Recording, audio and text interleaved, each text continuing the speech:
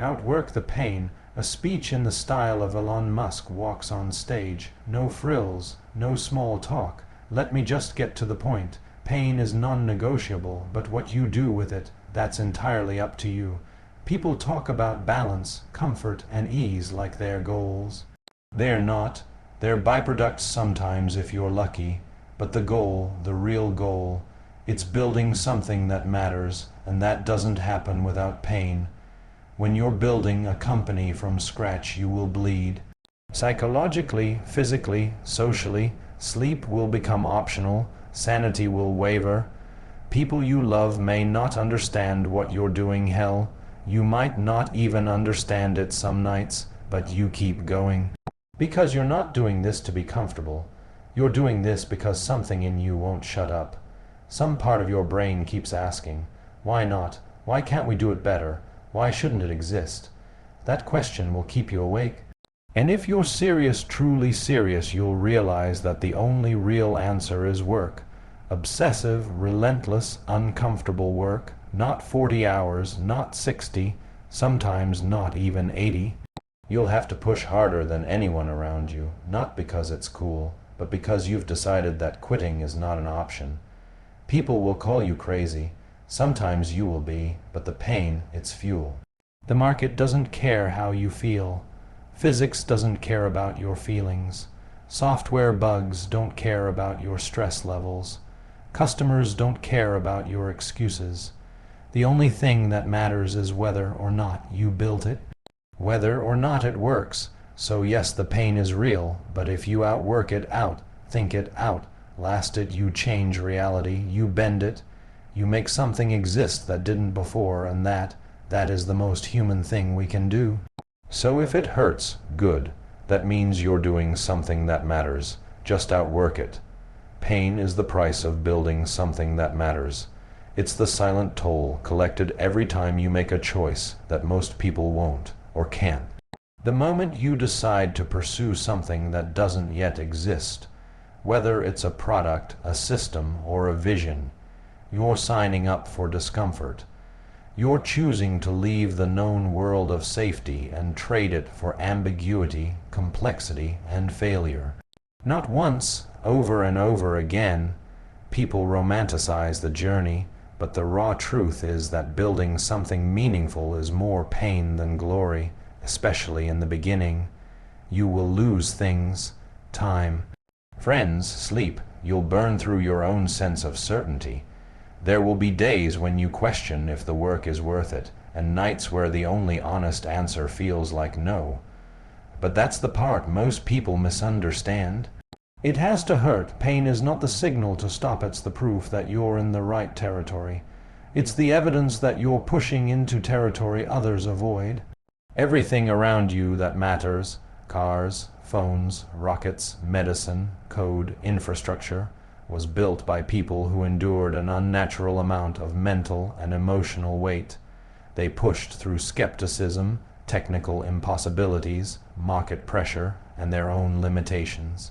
Not because they had to, because they couldn't not. That's the difference. When you're building something that matters, the pain doesn't repel you. It focuses you. Most people think of pain as a sign to back off. It's not, it's a filter. It weeds out the tourists, the dilettantes, the ones who want applause more than results, the ones who want status more than substance. Pain strips you down until the only thing left is your conviction. Not your branding, not your narrative, just your actual ability to continue moving forward when nothing around you is working. You'll feel it in your body. Your back will hurt. Your brain will burn. You'll lose count of the number of times you've failed. Deadlines will blur. Money will run low. People will ghost you. Mentors will doubt you. There will be moments where you stare at the wall and ask yourself why you're doing this at all. That's normal. That's expected. That's the terrain, the people who matter in any field. Engineering, science, design, leadership. They didn't avoid that terrain. They lived in it. Some still do. You want to build something that actually matters? Then be ready to suffer for it. Not as a form of martyrdom, but as a cost of admission. It's not glamorous. It's not always noble, but it is necessary. It's not about chasing pain for the sake of ego. It's about accepting that no meaningful progress happens without friction, and sometimes that friction is you, your fear, your fatigue, your limits, rubbing against the edge of what's possible. Pain keeps most people from ever starting. But the more dangerous version is when it causes people to stop just before the inflection point. That's when the voice in your head gets louder, the doubts sharper. It tells you you've already given everything, that you're burning out, that it would be easier to walk away, and maybe it would, but easier doesn't build anything. Easier doesn't change anything. Easier doesn't last. What lasts is what you build through pain. Because when you fight through pain, you're forced to simplify. You're forced to stop pretending, to stop optimizing for attention or validation or comfort. You build what actually works, what's real. You become brutally honest about what's broken, and then you fix it.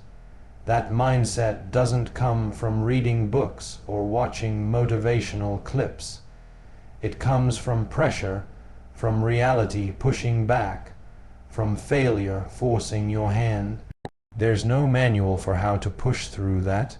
You figure it out while you're in it, one all-nighter at a time, one failed prototype at a time, one awkward investor meeting at a time.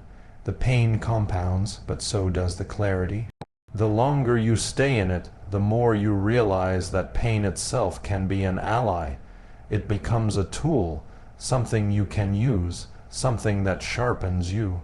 You stop reacting to it emotionally and start reading it like data. What's not working? Where's the bottleneck? What assumptions just failed? It forces you to become a better thinker, a better builder, a better human honestly. This is what separates those who want to build from those who actually do. Not the idea, not the resume, not the charisma, but the endurance, the ability to suffer intelligently, to sit in discomfort longer than anyone else, to keep showing up, especially when it's thankless. When there's no dopamine left, when there's no praise, no success story, no guarantee, just you, your goal, and the next hard thing you have to do, people will say you're pushing too hard, that you're obsessed. That you need balance, maybe they're right, but the truth is, balance doesn't build rockets, balance doesn't reinvent energy, balance doesn't write the code that changes industries. Balance is what happens after something works, not before. Before it works, it's chaos, it's pain, it's long days, hard choices, constant setbacks, and very few people who understand why you're still going, and that's okay. Because if you're still going, it means you're not doing it for them. You're doing it for the work.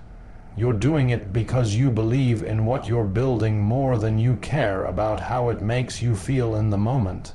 That belief gets tested every day, every hour, sometimes.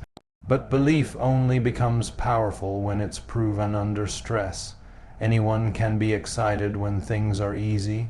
Only builders push through when it hurts. Pain is what you trade for progress. It's the tax on audacity. You want to do something hard, something new, then you better be ready to pay for it. In time, in focus, in energy, in discomfort. You better be willing to give more than seems reasonable. You better accept that people will misunderstand your priorities. That you will sometimes look ridiculous. That you'll work 12 hours on something that breaks in 2 minutes. That's part of the deal. And when it starts to feel like you can't keep going, remember, that's the moment most people stop. That's the moment that separates outcome from potential. Talent gets you started. Pain is what finishes the job. The ones who can endure it, not numb it, not avoid it, but endure it. Those are the ones who build things that matter. Not just for themselves, but for everyone else who's too afraid to step into the fire. Pain doesn't mean you're broken. It means you're deep in the process. The more it hurts, the closer you probably are. And no, that's not motivation, that's physics. Systems resist change, markets resist disruption, people resist vision. Pain is the system pushing back. If you feel it, it means you're making contact. You're in the right place, keep working. Obsession beats balance when you're creating impact. That's not a slogan. It's a fact, backed by every breakthrough, every startup that changed the world, every scientific discovery that rewrote the rules.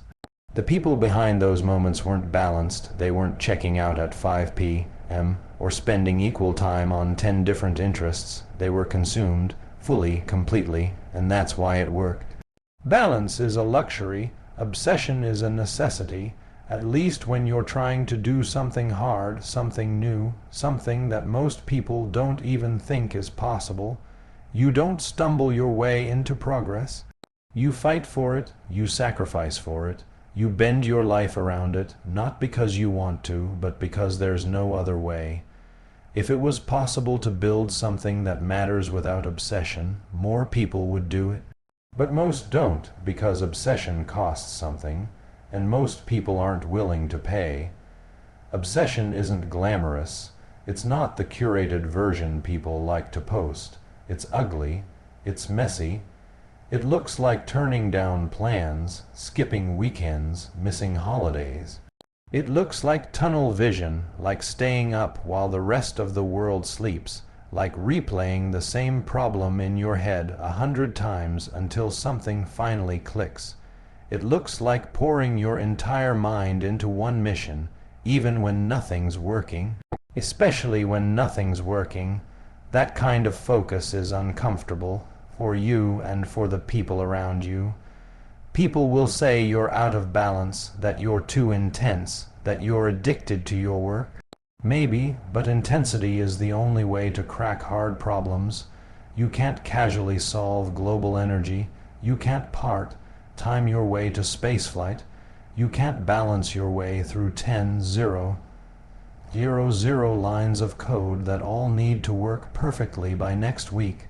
There are moments in the building process when obsession isn't optional, it's required. There's this myth that great things come from a well-rounded life. They don't. They come from people who become singular. People who let one idea take over their thinking. One goal, one system, one impossible thing that they can't let go of. It doesn't mean you stop being human, but it does mean you get selective. You ruthlessly prioritize. You start saying no to everything that doesn't move the mission forward. Not because you don't care about other things, but because something bigger is demanding your full capacity. Obsession does something that balance can't. It shortens the learning curve. It compresses timelines. When you're obsessed, you don't just work more hours. You learn more in every hour. You iterate faster. You spot problems earlier. You start to see things other people miss, not because you're smarter, but because you're closer to the work. You've been staring at it long enough to see through it. Obsession builds intuition. It builds pattern recognition. It turns experience into insight. That's when you get dangerous, not because you're perfect, but because you're tuned in at a level that balanced people never reach. You're living inside the problem. You're thinking about it in the shower, while you eat, while you're trying to fall asleep. You can't turn it off, and that's exactly why you break through. Obsession doesn't guarantee success, but it makes it possible. Without it, you're just another smart person with a good idea who gave up too early. People who try to balance everything rarely master anything. They stay in the shallow end. They multitask. They spread their energy across too many targets and never go deep enough to make a dent. Depth requires obsession. Impact requires depth. That's the trade-off. You can be balanced, or you can be exceptional. But you rarely get both at the same time. The people who change the game usually live in extremes, not forever, but for long stretches when it matters most. That's the part people don't talk about. You can't live obsessed forever. It's not sustainable across decades. But in the critical windows, early startup stages, product launches, research sprints, breakthrough moments. You have to be all in, and in those windows, obsession isn't just okay. It's the edge. It's the reason your competitors fall behind. It's the reason your product ships first. It's the reason you survive long enough to matter. And if obsession makes you uncomfortable, good, it should, because it confronts the lie that you can achieve greatness with half your focus. You can't, not in this economy, not in this market, not when you're going up against teams who are running full throttle. Obsession creates an unfair advantage. It's the difference between a prototype and a finished product, between an idea and a company, between ambition and execution. The reason people fear obsession is because it forces them to confront their limits. It shines a light on their excuses. It shows them how much time they've been wasting.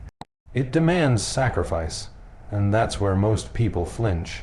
But the ones who don't flinch, the ones who lean in, they get the rarest rewards, the chance to create something that outlives them, something real, something other people can only talk about but never touch. Obsession is lonely. Let's not pretend it's not. When you're deep in it, most people won't understand what you're doing. They'll say you've lost perspective, that you're working too hard, that you're not living. But that's only because they measure life differently. You're building, you're creating. You're choosing discomfort now for the chance to create a new reality later. That's not dysfunction, that's design. And even when you start to succeed, obsession won't go away. It just evolves. It turns into discipline. It becomes a drive to improve the thing you just built, to keep pushing, to keep optimizing. You might step back from time to time, you might recalibrate, but the core never changes. You've trained yourself to care more than anyone else. That edge doesn't vanish, it becomes part of you. The truth is, obsession is not a flaw. It's a feature. The world just teaches you to suppress it, to be well rounded, to not care too much, to not go too far. That advice works if you want safety, if you want mediocrity.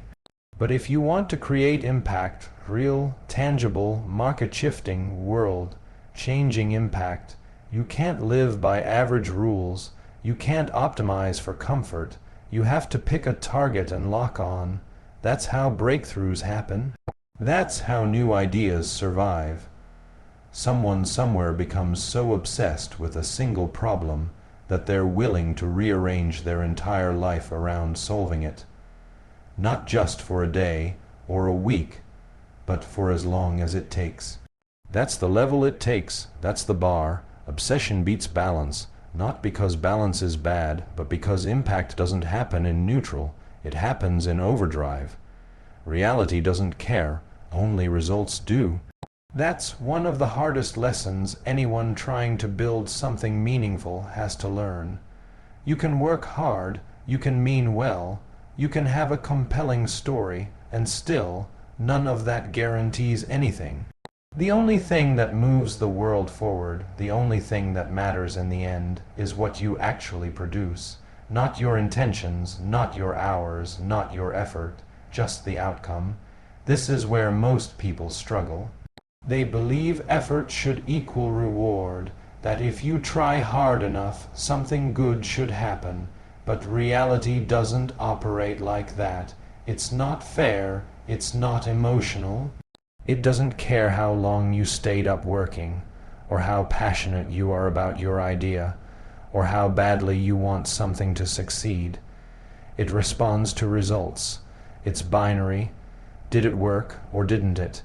Did you build something that solves a real problem or not? That's the measure. Everything else is noise. This isn't about being cold or dismissive. It's about alignment with how the real world works. Engineers don't get to negotiate with gravity. Coders don't get to argue with syntax errors. Founders don't get extra credit for effort if the company goes bankrupt. The truth is, reality is indifferent to how much something cost you emotionally. It only reacts to output. Results are the only signal that cuts through everything else. You can be the smartest person in the room. You can have the most visionary pitch, but if what you build doesn't work, if it doesn't deliver, if it doesn't scale, if it doesn't solve the actual problem, then none of that matters. Not in business, not in science, not in engineering, not in anything that depends on the physical world or real users. The world runs on what works. This is why results are so powerful, because they are undeniable. You can argue with opinions, you can challenge theories, you can debate strategy, but you can't argue with something that just works. It's the ultimate proof. When a product delivers value, when a system scales under load, when a process runs more efficiently than what came before it, that's the truth, and it doesn't need your approval to exist. Results cut through ego. They don't care about hierarchy or status or legacy. They expose what's actually effective, not what sounds good. That's why data matters more than narrative. That's why tests matter more than theory. You can talk all day about how something should work, but until it does, all you have is noise. The second it functions, the conversation changes. Suddenly, it's not about belief, it's about reality. This mindset is hard to adopt because it's ruthless. It doesn't offer many soft landings. It demands that you face your own limitations constantly, that you measure yourself not by your effort, but by your effectiveness, that you stop hiding behind excuses and instead ask, did it deliver? And if the answer is no, you don't get to hide. You have to fix it. That's where growth happens. People get frustrated when they're told results matter more than effort, especially when they've been working hard. But hard work is only meaningful when it produces something. No one's denying that the grind is brutal or that sacrifices are made. But the world doesn't move because you tried. It moves because you succeeded, not abstractly, concretely. Something either works or it doesn't. And if it doesn't, the reasons why don't matter nearly as much as what you do next. This is why clarity matters. You have to define what success looks like before you start. Otherwise, you'll fall into the trap of feeling good about progress that isn't actually real. You'll be busy but ineffective. You'll confuse activity with achievement. You'll feel like you're moving forward when in fact you're just burning time.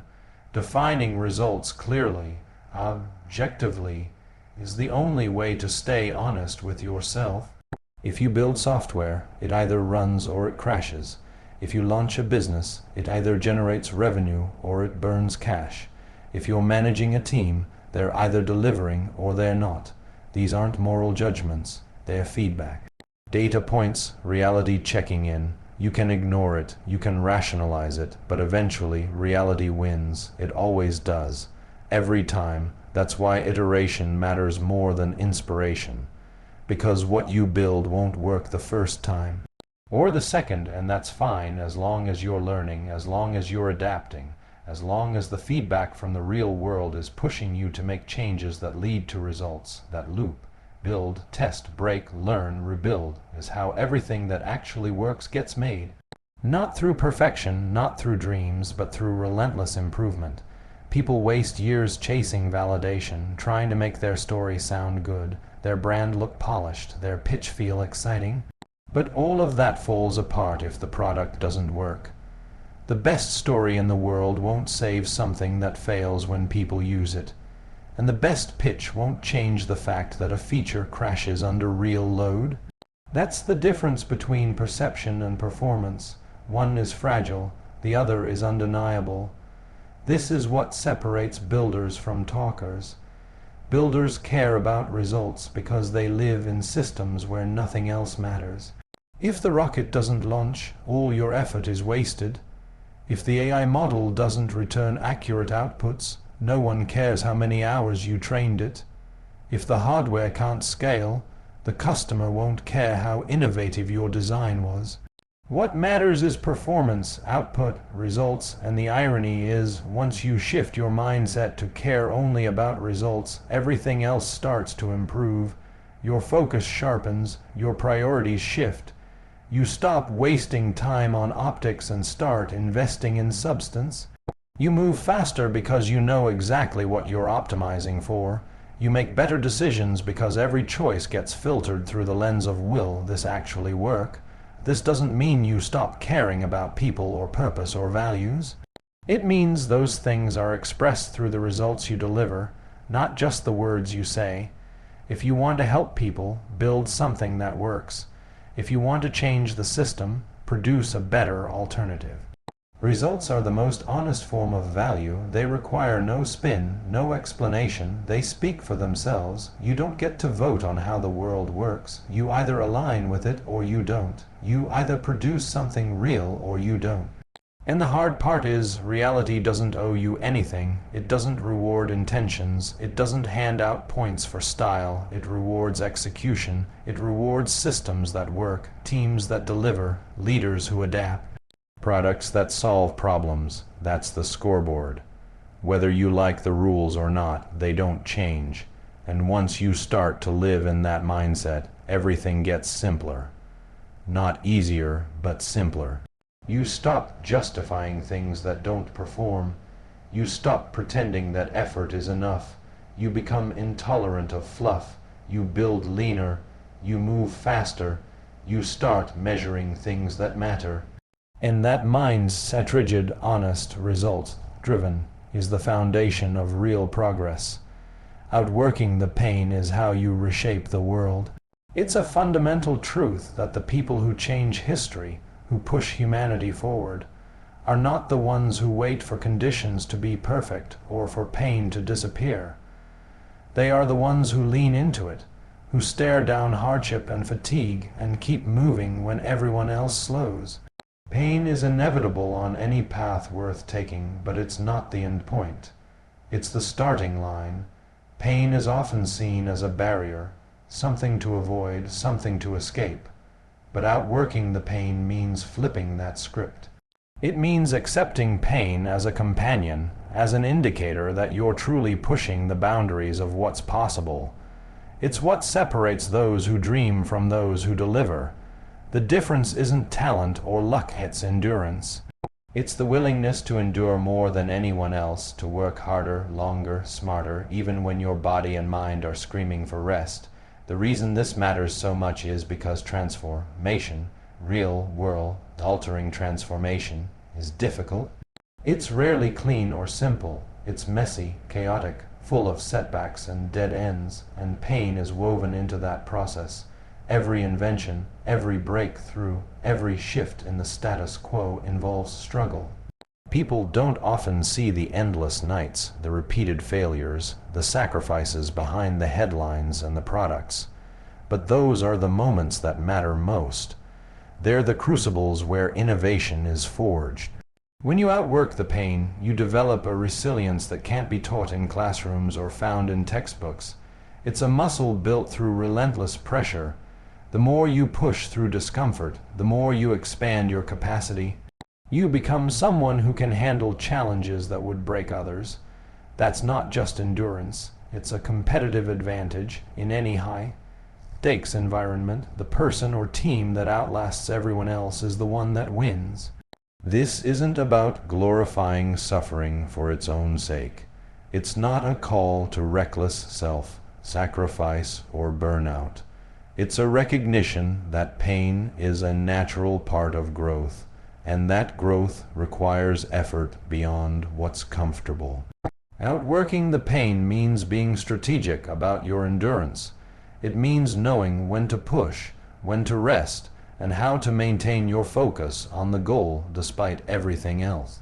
It's about developing a mindset that sees pain not as an enemy, but as a signal, one that tells you you're alive, you're engaged, you're moving forward. In practice, outworking the pain means showing up every day, even when it's hard. It means making progress on your mission even when your energy is low. It means prioritizing the work that matters most, not the work that feels easiest. It means doing the small, incremental tasks that add up to big breakthroughs, even when there's no immediate reward or recognition. It's about persistence, quiet, steady, unrelenting persistence. The impact of this approach compounds. When you commit to outworking the pain, you start to build momentum. Each day you push through builds confidence and capability. You start to see problems not as obstacles, but as challenges you can overcome with effort and ingenuity. Your mindset shifts from avoidance to engagement. You become proactive rather than reactive, designing solutions instead of waiting for problems to solve themselves. Outworking the pain also creates a culture, whether within a team, an organization, or even a movement, where persistence is valued above comfort. It sets a tone that greatness requires sacrifice, and that no meaningful achievement is free. This culture of endurance breeds innovation because it encourages risk-taking and experimentation. When pain is accepted as part of the journey, fear of failure diminishes. People become more willing to push boundaries, knowing that the struggle is part of the path, not a reason to quit. At a larger scale, this principle is what drives societal progress. The people who outwork pain are the inventors, the pioneers, the leaders who don't settle for the world as it is. They see what's broken and decide to fix it, no matter how hard the work. Whether it's developing new technologies to combat climate change, creating medical breakthroughs, or designing systems that uplift communities, these efforts are grueling and often thankless, but they are fueled by a refusal to be stopped by pain or hardship. The history of innovation is a history of outworking pain. The great breakthroughs, from flight to the internet to renewable energy, did not come from convenience or ease. They came from decades of hard, painful work by people who refused to stop. They worked through skepticism, through technical failures, through financial crises.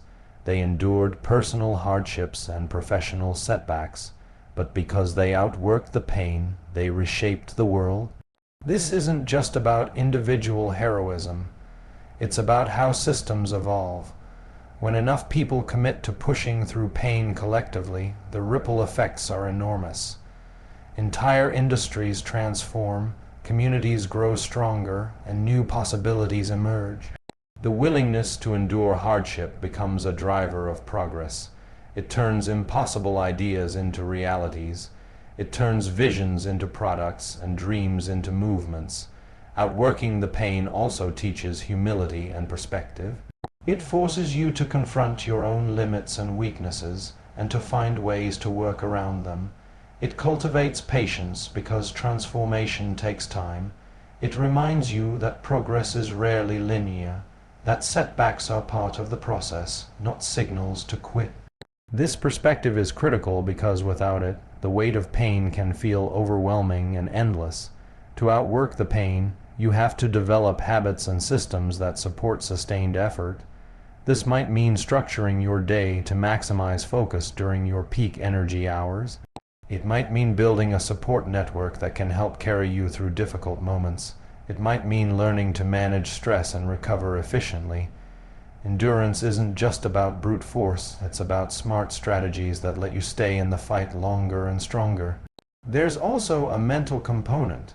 Outworking pain requires a mindset that embraces discomfort as a sign of growth. It means reframing pain not as punishment, but as progress. It means cultivating grit, the combination of passion and perseverance that keeps you going when motivation fades. Grit is what lets you show up on the days when enthusiasm is low, but the work is still critical. When you internalize this, you start to redefine what's possible for yourself and those around you. You begin to see pain not as a stop sign, but as a gateway.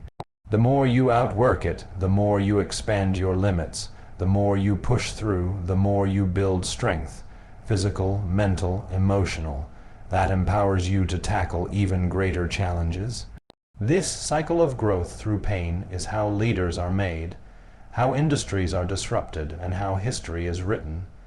In practical terms, outworking the pain means embracing discomfort in pursuit of your goals. It means accepting that mastery and success don't come from shortcuts or quick wins, but from sustained effort and resilience. It means putting in the hours, the work, the repetition that others avoid. Because while talent and ideas are important, what truly separates those who reshape the world is their willingness to outwork the pain when everything else says stop.